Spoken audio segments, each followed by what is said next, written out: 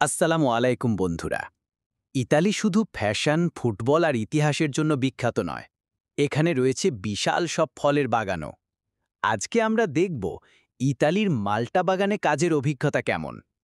বন্ধুরা, ইতালির মাল্টা বাগানে মূলত দুই ধরনের কাজ পাওয়া যায়: ফল তোলা আর ফল প্যাকেজিং। ফল তোলার কাজ বেশ পরিশ্রমের, তবে গ্রামের প্রাকৃতিক পরিবেশে কাজ করতে করতে সময় কেটে যায় সহজেই। সাধারণত সকাল ৭টা থেকে বিকেল ৫টা পর্যন্ত কাজ চলে। দুপুরে থাকে ১ ঘন্টা বিরতি। গড়ে ঘন্টায় ৬ থেকে ৯ ইউরো পর্যন্ত মজুরি দেওয়া হয়। তবে সেটা কোম্পানি আর সিজন অনুযায়ী ভিন্ন হতে পারে। মাস শেষে ভালোই ইনকাম দাঁড়িয়ে যায়। কাজের পাশাপাশি অনেক সময় কোম্পানি থাকার জায়গা ও যাতায়াত সুবিধাও দিয়ে থাকে। কেউ কেউ একসাথে রান্না করে খায়, কেউ আবার বাজার থেকে রেডিমেড খাবার কিনে নেয়। গ্রুপে কাজ করার কারণে এক ধরনের পারিবারিক পরিবেশ তৈরি হয়।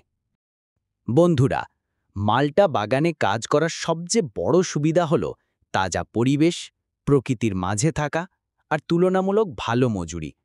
তবে গরমকালে প্রচণ্ড রোদে কাজ করতে হয়, শীতকালে ঠান্ডায়ও মাঠে নামতে হয়, তাই শরীরকে সবসময় ফিট রাখতে হয়।